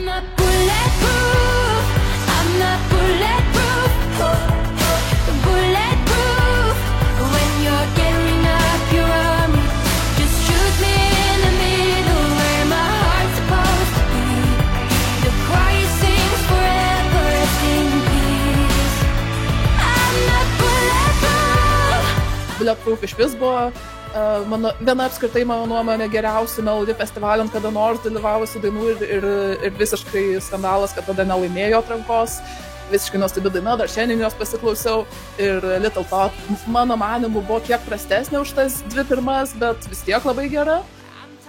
Ir šiemet, ir aš taip galvoju, kažkaip man tokia mintis atėjo dėl būtent šių metinės It's Not Easy to Write a Love Song, kad čia aišku, daug kas nesutiks, kažkaip daug kas gal ir norėtų kažko ar tai greitesnio, ar kažko panašaus į gal Bulletproof pusę, bet aš manau, kad vienas dalykas, tai, kad tai yra tai, ko aš labiausiai iš Daughter norėčiau, nes man vis tiek atrodo, kad nuo Bulletproof maždaug prasidėjo toks jos nupopsėjimas, sakykim. Kad tai nebūtinai blogai, bet aš pradėjau bijot, kad ar nebus jos paskui muzika tokia labai popsiška. Ir iš tikrųjų turėjau, ten tų ir vasaros hitų tokių, kurie taip panašiai ir skambėjo ir galvoju, tai kas toliau. Ir dabar žiūriu, labai džiaugiuosi, kad taip nevyksta. Ir man, pavyzdžiui, šita jos daina kažkiek panašesnė galbūt yra į jos dar ankstesnės dainas, dar prieš visus Melody festivaliam dalyvavimus, tokios kaip Evolution arba, neprisimenu, kada išleista buvo jos daina New Year, gal jau ir po kažkurių dalyvavimų, bet kuriuo atveju iš tų tokių labiau baladiškų ir tų tokių mažiau popsinių ir ten, pavyzdžiui, jos tos tokios aukštos natos, tokios labai tokios doteriškos, sakykim. Tai labai kažkaip man toks, iš tos pusės aš labai norėčiau, kad jinai būtent su tokia daina išvažiuotų Euroviziją, plus dar ir tas, kad apskritai kol kas nieko geriau negirdėjau Melody festivalio ir nemanau, kad išgirsiu. Ir kitas dalykas, aš kažkaip, jeigu anksčiau dar ir nebuvau ant tiek užtikrinta šituo, bet kažkaip šiandien aš jau galvoju, kad viskas, aš jau su šitą dainą turiu tokį patį ryšį kaip su Bulletproof, kai tiesiog, ypač dabar, kai dar tos dainos nėra nei Spotify, nei pasirodymo YouTube, kad tiesiog kažką veikiu ir taip galvoju, kada aš galėsiu pasiklausyti vėl šitos dainos. Ir taip tiesiog visiškai kažkoks toks neapsakomas jausmas, labai tokia paliečianti daina ir iš visų pusių tiesiog. Nei vieno blogo dalyko nepasakyčiau, ir plus dar kitas dalykas, kad jeigu jinai taip gražiai sudainavo sirgdama, kas šiek tiek minimaliai jautėsi, tai kas bus tada finale, kai tarkim pasveiks, nes buvo, kad ten sirgo ir ten repeticijai netgi leido į fonogramą naudot. Tai labai džiaugiuosi tikrai, kad jinai ir į finalą pateko, aišku, tikrai turėjo patekti pirmą numerį, nes Danis Nausėda, tai pritarsiu, kad, turbūt, kad dėl vardo vis tiek, kad, nežinau, kai jis turėjo savo tas geriausias dainas, sėkmingiausias, tai aš tada dar nesidomėjau. Ir jo, man kažkaip visiškai ta daina šito jokių emocijų nesukėlė ir aš iš vis manau, kad gal tik viena daina vakar buvo prastesnė negu jo. Tai va. Ryti, varyk. Taip, tai Austėja šiek tiek pavogė mano žodžius, nes aš prastai sakau, kad aš Daughter klausiausi dar prieš jos dalyvavimą Melody festivalinį ir apskritai laukiau, kad jinai ten sudalyvautų. Ir dar papildomai galiu pasakyti, kad Evolution būtent yra mano mėgstamiausia Daughter daina, tai jeigu nesate klausėsi, paklausykite. Tai aš nesutikčiau, kad jinai labai panaši į šiųmetinę jos paraišką, bet galbūt tai yra priežastis, kodėl man jos šiųmetinė paraiška tai patinka. Dabar apie pačią paraišką, tai daina šiek tiek man buvo neramu, kai pamačiau pačiam dalyvių sąraše, kad Daughter ateina su daina, kuri vadinasi It's Not Easy to Write a Love Song, kuri man iškart indikavo, kad tai bus tokia labiau baladė, sakykime, tikrai ne Bulletproof ir ne Little Tot, kuri ypač jau buvo tokia greitesnio tempo. Ir man šiek tiek pasidarė neramu, nes, kaip pamenam, nes baladė ar lėtesnė daina dažniausiai indikuoja, kad bus atliekami vokalinė akrobatika, sakykim šitaip. Ir kai Daughter debutavo Melody festivalinė su daina Cry, man atrodo, kad ten buvo tikrai daug tos vokalinės akrobatikos prirašyta, bet jai nebūtinai pasisekė ją išpildyti gyvai ir dėl to man buvo šiek tiek apmaudu. Ir apskritai aš maniau, kad ta daina Cry buvo labai kitokia nuo visko, ką jinai iki tol darė, tai man buvo ganėtinai keista. Bet vėlgi, paantrinant šiek tiek Austėjai, išgirdus tą dainą jau atliekamą gyvai, aišku, ten yra tie įrašyti back vokalai, bet, kadangi tokios taisyklės, tai čia nėra kažkoks sukčiavimas. Tai jinai tiesiog naudojasi to, ko gali visi naudotis. Skambėjo tikrai gerai ir džiaugiuosi, kad neskambėjo blogai ir kad pateko į finalą. Ir iš tiesų man nebuvo keista, kad daina pateko į finalą, nes peržiūrėjus, kad visą žiūrėjau būtent šį pusfinalį Melody festivalinio, tai atrodė tikrai tokių dainų buvo, kurios gal nepretenduoja laimėti Melody festivalį, bet kurios tikrai galėjo nuskambėti finale ir man gal buvo net šiek tiek neramu. Bet kita vertus, nenustebau dėl to, kad pateko, nes man atrodo, kad būtent šita daina yra tokia, kuri galėtų, sakykime, ir gal šiek tiek vyresnė auditorijai patikti. Jinai tokia yra, jinai vadinasi, tai vis tiek yra meilės daina tokia, nors ir vadinasi It's Not Easy to Write One. Ir būtent, kad ten ir vyresnės amžiaus grupės skyrė, kai jau buvo balsavimas, skyrė savo pirmas vietas Daughter, manęs visiškai nenustebino. Tai manau, kad ši daina yra, sakykime, tokia labiau accessible, prieinama platesniai klausytojų, platesniam ratui. Tai manau, čia yra jos stiprybė. Ar jį laimės Melody festivalin? Kažkaip manau, kad nelaimės, nors jeigu laimės, tai aišku labai apsidžiaugsiu ir norėčiau to, bet šiaip, jeigu reikėtų pažiūrėti į kažkokį eurovizinį kontekstą, jeigu tarkim jį laimėtų, tai man atrodo, kad vėlgi šiemet turime labai daug tokių greitų dainų, čia jau visi turbūt tą sako, tai jau vien tai būtų jos, sakykime, toks išskirtinumas, bet tai ir nėra visiškai kažkokia lėta daina, visiškai kažkokia klasikinė baladė, tai jeigu žmogus nemėgsta baladžių, tai tada šita toks yra geras tarpinis variantas, o pats pasirodymas, dar galiu pavadinau jį mišiniu tarp Tattoo ir Hold Me Closer. Tai dėl paties pasirodymo manau, kad gal šiek tiek kažką ir originaliau buvo galima pagalvoti, ypač tie panašumai į Tattoo, galbūt jie nėra specialūs kažkokie, bet tie judesiai šokio atsigulus, paskiau pati apranga šiek tiek panaši savo stiliumi, sakykime, tai ką Lorien pernai dėvėjo. Tai gal šiek tiek per greitai jau referuojama į tai, bet iš esmės manau, kad džiaugiuosi šią paraišką Daughter ir linkiu viso ko geriausio. Danis Saucedo daina, man patiko pasirodymas, bet daina tokia ėjo ir praėjo, sakykim taip. Buvo neblogai, linksma, bet antrą kartą aš jos neįsijungsiu savo norų. Nu, tau atveju, ką mes? Prigyrė čia tą Daughter, nei jų laimės ten, nei ką. Nu, man atrodo, vien vakar, žinai, po Melody festivalį įsijungiau lažybas ir matau, kaip ten Daughter gal jau 8 vietą kokią nusirito. Tai va tokia mano nuomonė ir yra. Man atrodo, tai yra turbūt visgi silpniausia daina iš visų, su kuriomis jį dalyvavo Melody festivalin. Man šiaip Cry labai patiko, atsimenu, bet pritariu, kad galbūt ten buvo tiesiog per daug artsy ir per daug, kaip labai smagiai rytis išsireiškia vokalinės akrobatikos. Labai man patinka šitas terminas, dabar jį vartosiu visur. Man atrodo, kad visgi, iš tokių atlikėjų, kur jau matai, kur esi girdėjęs daug kartų ir stebėjęs, žinoma, kartelė yra labai aukšta ir man atrodo, kad jeigu tai būtų absoliučiai nežinoma atlikėjas su tokiu kūriniu, galbūt sakyčiau, va čia kažkoksai visai gal ir įdomu, bet turint omeny iš Daughter ir turint omeny kokias dainas jį turi, tai man atrodo, kad tai yra tiesiog, toksai tiesiog bandymas grįžti į Melody festivalin, bet mano nuomonė neįtin sėkmingas.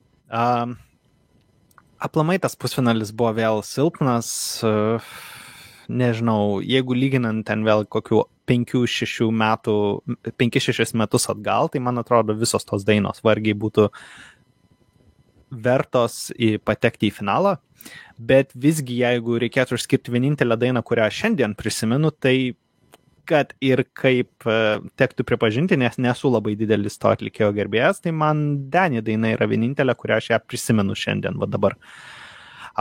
Pasirodymas tiesa buvo toksai, ten teko girdėti, kad berods SVT nepatvirtino biudžeto visų pirma pasirodymo, tai teko daryti šiek tiek ekonomiškesnį. Ir man atrodo, kad tai buvo vienas iš tokių, nelabai gerų vizualinių sprendimų, kur daina eina savo, o tas pasirodymas savo. Tai vat man galbūt tos tokios sąsajos labai trūko. Ką išskirčiau, tai išskirčiau Scarlett, nes man tai skambėjo kaip kažkas, ko visiškai nesitikėčiau šių laikų Melody festivalin. Nebuvo taip sterilu, kaip dažniausiai viskas yra Melody festivalin. Tai jos visgi prasimušė į antrą šansą, paskutinį šansą, ar kaip dabar ten vadinasi tas greitasis balsavimas, kuris vyks po 5 pusfinalio. Tai nežinau, aš šiaip jas būčiau siuntęs į finalą, bet bendrai tai man atrodo, kad tikrai šiame pusfinalyje nugalėtojo nematėm. Iš kitos pusės tai jau darosi įdomu, kas tuomet laimės, nes, visgi lažybininkai dar mano, kad Markus ir Martinus, kurie pasirodys kitą savaitę, yra didžiausi favoritai. Tai jeigu jie labai nenuvils, tai greičiausiai jie turbūt ir turi didžiausius šansus. Nes iš to, kas yra kol kas finale, tai man atrodo yra tiesiog, labai panašaus žanro dainos ir jos tiesiog finale vienas kito cancelins. Kas iš esmės yra turbūt Dotter privalumas, nes jį visgi su ta baladė pateko į finalą ir finale išsiskirs. Tai tiek turbūt aš pasakyčiau apie. Ir Smash into Pieces. Smash into Pieces irgi galėtų išsiskirti tam finale. Ir man tai yra kol kas geriausia daina Švedijos atrankoje. Šiuo metu aš tik tai juos siūsčiau. Apie Dotter tai labiau, net nelabiau, visiškai esu Tautvė pusėje, o ne Ryčio ir Austėjos. Tai čia toks 2-2 gavosi. Ta daina yra graži visai, bet man toks nenatūralus buvo jos tas visas lakstymas aplink tą pianiną. Mes apie ką kalbėjome prieš kelias savaitės, kad over-rehearse, viskas yra per daug perrepetuota ir per daug suvaidinta viskas ir per mažai nuoširdu. Ir aš pagalvojau, jeigu šitą dainą atliktų Cornelia Jacobs su savo to tokia energija, su savo to tokiu lengvu atmestinumu kažkokiu, tai vat, gal būtų ir visai neblogai. Dabar man, aš pavargau žiūrėti tiesiog į pasirodymo galą, nes, man vėlgi pritrūko nuoširdumo.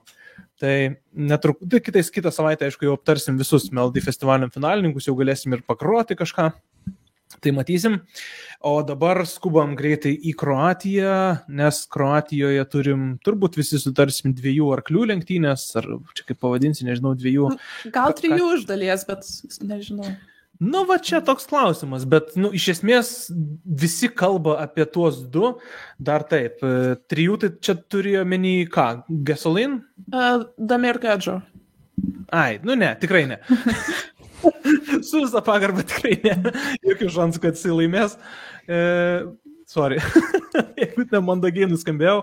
Man atrodo, kad ten tikrai tiesiog arba Baby Lasagna, arba Let 3 gali tik tai laimėti. Tai aš manau, kad kadangi jau irgi valandą perkopiam, tai susitelkim į šitos 2. O gal būsiu visiškai neteisus, nes šitą podcastą jūs girdėsit jau po to turbūt, kai bus aiškus Kroatijos atstovas. Tai va čia ir paaiškės, kuris iš mūsų čia gal aš visiškai būsiu nusišnekėjęs tiesiog ir turėsiu atsiprašyti. Tai 2 tokios dainos ryškesnės, man bent jau atrodo, ir pagal lažybininkus, ir pagal tai, kiek peržiūrų turi, viskas šviečiasi link to, kad čia bus arba Baba Roga, arba Rimtim Tagidim. Tai mes pabandykim greitai ir pasižiūrėti, kas kam. Tai pakelkit ranką, kas būtumėt už Baby Lasagna ir Rimtim Tagidim.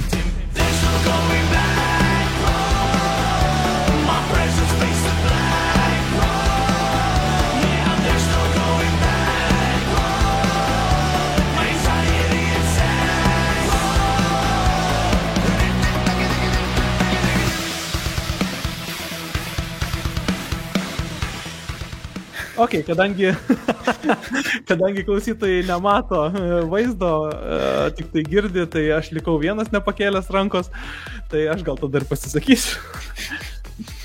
Jo, tai iš tikrųjų, kai visi šitą dainą taip smarkiai hypino prieš jau kurį laiką, aš bandžiau ir vieną kartą paklausyti, ir antrą kartą, ir tada tai atrodė kaip tokia daina, kuri man turėtų patikti, bet nepatinka. Nes dažniausiai kaip tik aš esu tų tokių keistų, quirky dainų mėgėjas ir visi kiti dažniausiai jas kreivai žiūri, o šį kartą buvo truputėlį atvirkščiai, bet tiesa turiu pripažinti, po pasirodymo mano nuomonė pasikeitė, po pasirodymo man šita daina net ir pradėjo skambėti geriau, man atrodo pats atlikėjas yra tikrai labai charizmatiškas, labai smagiai jisai iššuoliavo į tą sceną, paskui irgi ir pasirodymo metu buvo tokių gerų momentų, nors ten su garsu, aišku, daug problemų buvo, apie tai visi kalba, ar čia jo problemos, ar jis neišdainuoja, ar čia transliuotojo problemos, kad tiesiog prasta kokybė visko yra. Tai šitą turbūt pamatyti galėsim, nežinau, gal finalo metu bus kažkas jau geriau, o gal tik tai Malmėje galėsim tai pamatyti.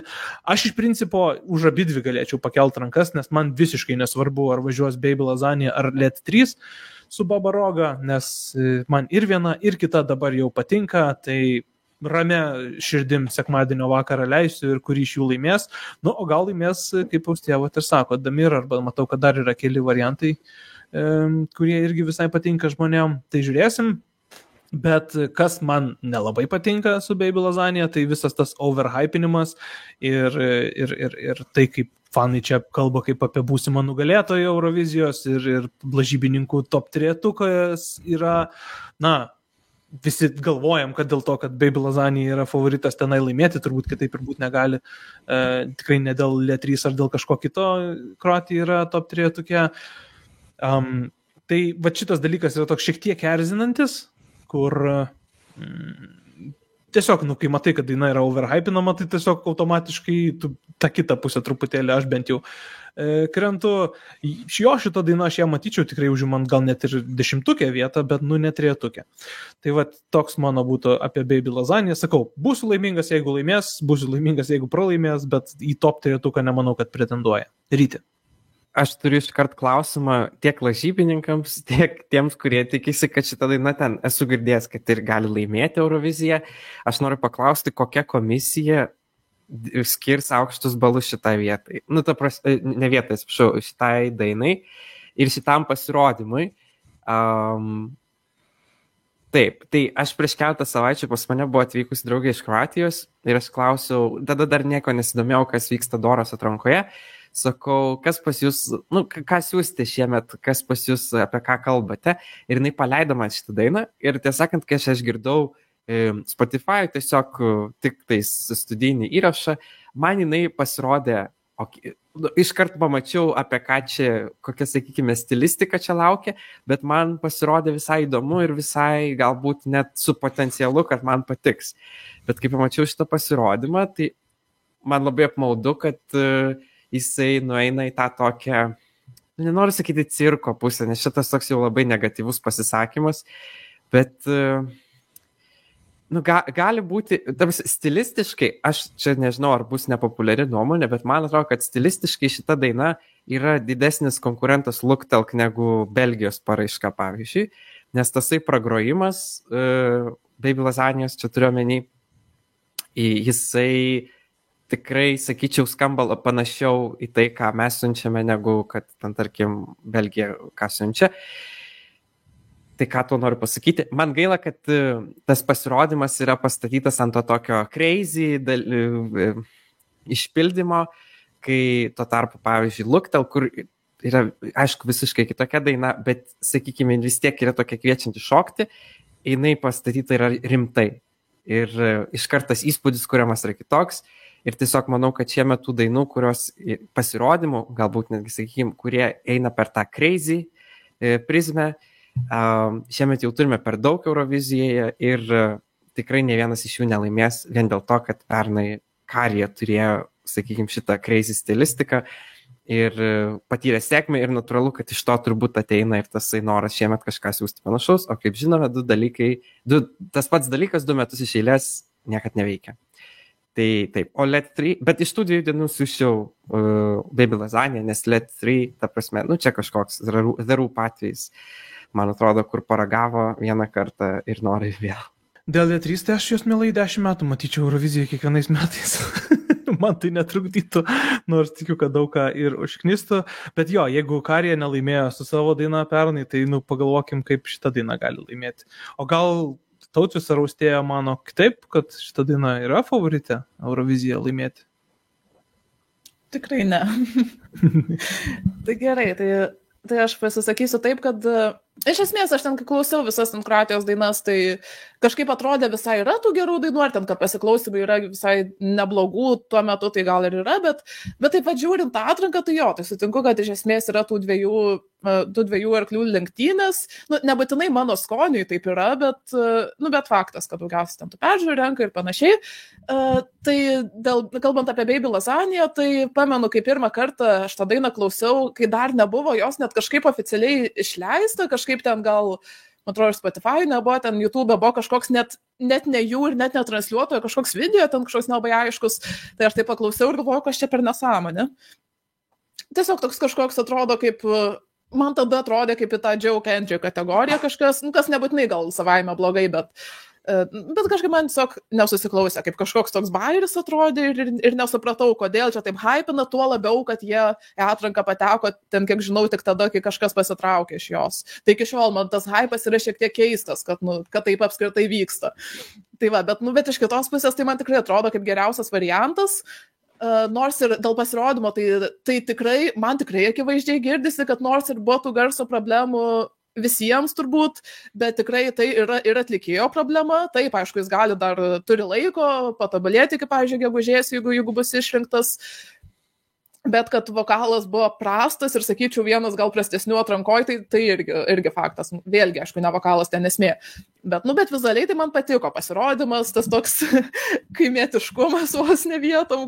Ne tiek, aišku, kiek klipėjo buvo, kad klipėtų ten toks kažkoks išvis ten kaimas su ten gyvūnais, šijonų ir panašiai. Bet taip smagiai labai sužiūrėjo, nes, sakau, aš pirmą kartą galvojau, kad čia visiškai nesąmonė, bet paskui, kai klipą pažiūrėjau, tai aš nežinau, bet kelias dienas man neišėjo iš galvos ta daina ir taip vis klausau, atrodo, kas čia vyksta, bet taip galvoju, gerai, susiklausė, bet ne, aš negaliu mėgti tokių dainų. Paskui iki tokio lygio jau dėjo, kad jau nebeliko nieko kito, kaip pripažinti, kad tai geriausias variantas. O Let 3 tai yra...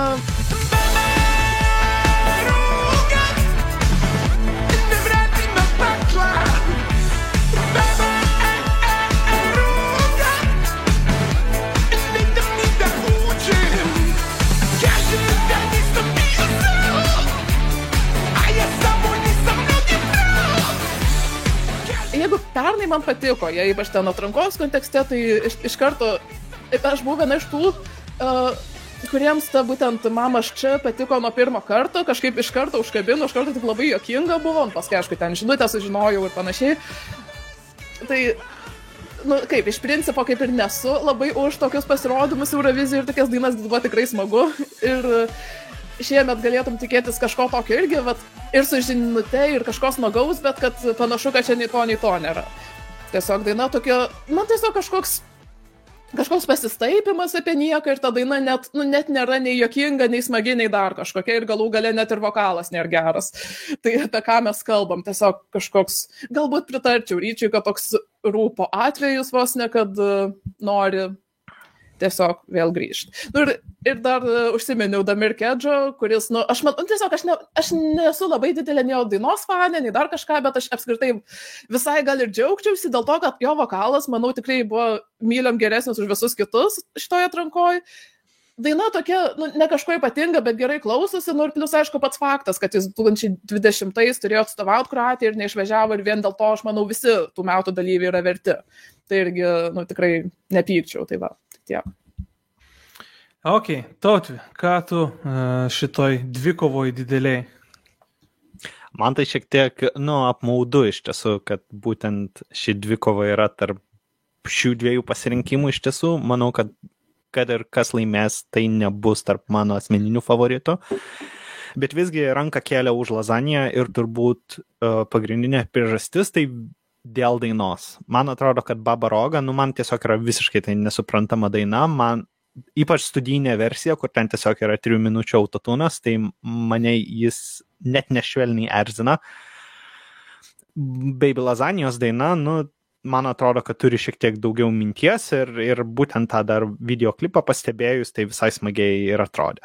Bet man atrodo, kad visgi Baby Lasagna yra, pavadinsiu jį labai amateur atlikėjas, kuris turbūt labai mažai didelės scenos ragavęs ir tai labai labai aiškiai matėsi. Man atrodo, ne tik vokalas, bet ir aplamai visas sceninis judesys, elgesys, jame profesionalumo labai mažai. Ar tai galima paslėpti pasirodymų su kačiukais fone? Gal ir galima. Bet vėlgi pritarsiu, kad aš turbūt irgi tikėjausi šiek tiek kitokio pasirodymo, šiek tiek, net nežinau, ko aš tikėjausi, bet tikriausiai net tokio tiesiog visko sukišta, ką tik įmanoma į vieną. Ir tas tai man labai nepatiko iš tiesų. Vėlgi, kad atlikėjas be vokalo, tai čia irgi faktas, man atrodo, yra. Ir tas įspūdis toksai liko labai nes daina, manau, kad visai turi potencialo būti tokiu, tokia, tai tikrai labai eurovizinė daina, tai yra tai, kas, turbūt niekur kitur negirdėtum skambant, tai turbūt tai, ką galbūt kokios Moldovos mes tikėtumės, kad išsiųstų kažką tokio. Bet jeigu jau tai darai, tai reikia daryti kokybiškai ir man atrodo, kad tos kokybės labai labai trūksta tame. Iš kitos pusės ir Doros finale pusę rezultato lems komisija, tai čia bus labai įdomu pamatyti, ar labai kažką bandys nusodinti specialiai, ar pavyks, ar nepavyks, ar laimės kažkas, ko visiškai nesitikime, tai tokio varianto irgi neatmetu, o kalbant apie eurovizinį kontekstą, jeigu Mamas čia ten visiškam dugne liko komisijoje ir žiūrovai vos ištraukė į viduriuką lentelės, tai man atrodo, kad Baby Lasagna, jeigu ir patektų į finalą, kas tikriausiai įvyktų, jeigu jisai laimėtų, tai finale aš nematau tos dainos kylant iš tokio dugno. Ypač su tokiu pasirodymu, koks jis buvo bent jau Doroje kol kas. Jo, aš mačiau nemažai irgi komentarų, kad tai buvo bene vienas pirmųjų Baby Lasagnijos pasirodymų didesnėje scenoje, ar bent jau televizijoje, kad niekas nebuvo jo nei matę, nei girdėję. Iš esmės Spotify, aš irgi mačiau liktai 3 dainas, gal jisai tik tai turi išleidęs, įskaitant rimtim tą gerim. Bet, ta daina turi tą, man bent jau 3 dieną galvoju skamba, tiesiog rimdim da geri, labai labai tas įsimena, tai nežinau, ar finale dugne liktų, sakau, aš visai matyčiau šitą dainą apie 10 kokią vietą, bet tikrai nešnekėkime apie kažkokią pergalę, jeigu Karija su 5 kartus geresnė Crazy paraiška nelaimėjo, tai čia irgi nėra šansų. Bet jeigu, kalbant, kad likti 10-uke, tai, įsivaizduokim, jis tikrai liktų absoliučiai gale pas komisiją, tikriausiai. Tai kad būtum bendram 10-uke, reikia, kad žiūrovai tave bent į 5-uką ištrauktų. Tai panašiai buvo su Let 3 pernai. Bet gal neliktų tokiam dugne kaip Let 3 komisijos? Aš manau, kad vis tiek šiek tiek, nežinau, komisija matyčiau kokią 17 vietą duodant šitai dainai. Jeigu komisija taip neblogai vertintų, tuomet galbūt galėtų užimti tą aukštesnį vietą, bet aš šiek tiek toksai galbūt skeptiškesnis dėl to būčiau, ypač, kad ir pernai aš galvau, kad Let 3 bent jau už Balkanų komisijos susirinks, čiagi legendos Balkanų ir dėja to visiškai neįvyko. Bet jo, labai geras Tautvio pastebėjimas buvo apie komisiją Kroatijos, kad mes iš tiesų čia kalbam ką norim savo, bet ten tikrai įdomių dalykų gali būti, nes įdomu, ar tai nėra ta pati komisija, kuri Baby Lasagnijos iš vis nematė šių metų Doroje.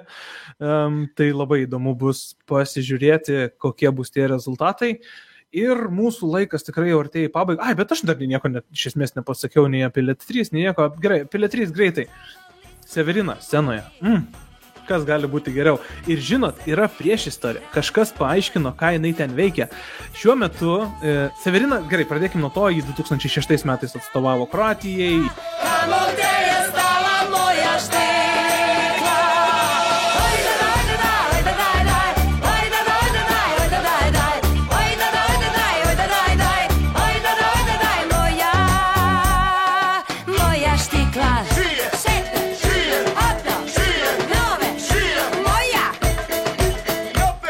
Turėjo lažybą su Marijonu Mikutavičiumi, jeigu Lietuva laimi Euroviziją, tai jisai su ją permiega, tai nuskambėjo labai garsiai ir taip toliau ir panašiai. Šiuo metu Severina, kaip suprantu, ar skiriasi, ar jau yra išsiskyrusi su savo vyru ir jie dabar po teismus tamposi dėl to, kas prižiūrės vaikus.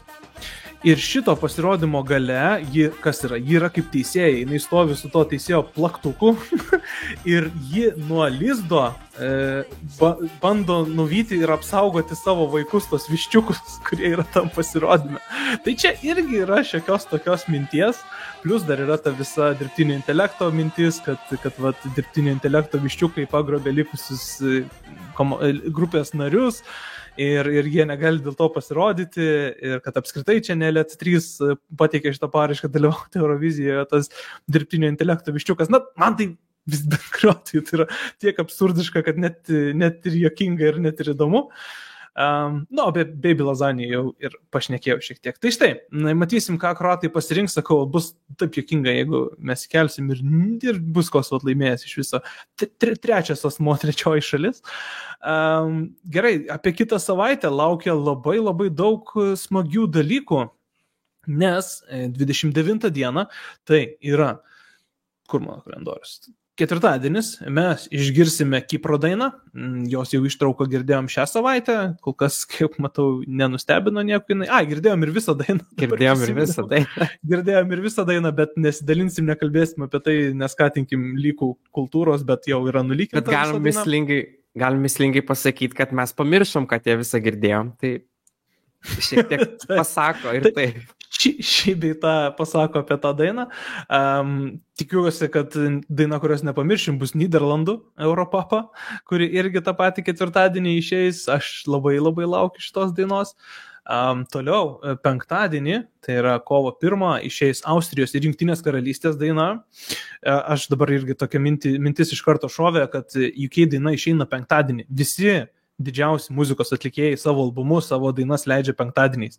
Ir, čia toks irgi vienas iš ženklų, kad rimtai ruošiasi, rimtai žiūri į šitą konkursą Ole Alexander ir jo komanda. Šeštadienį turėsim 2 finalus, tai yra Islandijos ir Serbijos, ir taip pat baigsis Švedijos visi pusfinaliai ir Portugalijos Festival da Canção irgi kitą savaitę baigsis. Mes turėjom aptarti ir Islandiją šiandien, bet jau matom, kad tiek daug laiko praėjo. Vis tiek mes, kad ir neturim apie ką šnekėti, vis tiek 1,5 valandos. Aš tikiuosi, kad jums įdomu buvo. Tikiuosi, kad buvo įdomu. Tikiuosi, kad išgirdot galbūt naujų dalykų, naujų įdomių dainų, apie kurias gal prieš tai nebuvot girdėję. Ir tikiuosi, kad įsijungsit mus ir kitą kartą. Nepamirškit paspausti like, nepamirškit mums Spotify duoti 5 žvaigždučių, jeigu per ten klausot, YouTube nepamirškit pasubscribint. Praėjusią savaitę mes kaip tik pramušėm tos 2000 ilgai lauktus, dabar jau mačiau 2100 yra. Tikiuosi, kad nemažai prisidės prie Silvestro interviu. Jeigu jo dar nematėt, pasižiūrėkit, taip pat jau ir užbaiginėjom podcastą, nes reikia bėgti tą interviu, ruoštis. Žodžiu. Daug visko, sezonas tikrai yra dabar kulminacinėje stadijoje, nes daug dainų turim išgirsti artimiausiu metu, kažkada tai Armėnija, Azerbaidžanas dar bus, taip pat nežinom Sakartvelas, Šveicarija, visa Izraelio situacija, apie kurią mes dar net nepašnekėjom, irgi niekas neaišku, ar Izraelį matysime Eurovizijoje ar ne. Europos transliuotojų sąjungos išstojimas buvo, kad matysim, iškart už 2-3 dienų jau eina gandai, kad pašalins juos dėl dainos. Transliuotojas nenori keisti dainos, žodžiu, tiesiog tai yra didelis mes, apie kurį tikiuosi, kad turėsim daugiau laiko pakalbėti kitą savaitę. Tai šį kartą jau atsisveikinam su jumis, čia buvo Eurodainos podcastas, aš Justas, Austėja, Rytis ir Tautvydas, linkim jums gražios savaitės, jau labai toks pavasariškas oras, šiandien girdėjau ir paukščiukus čiulbant pirmą kartą, tai tikiuosi, kad tas oras bus gražus ir būsit visi laimingi. Ačiū jums ir iki kito karto. Ačiū, kad klausot. Iki. Iki visiems.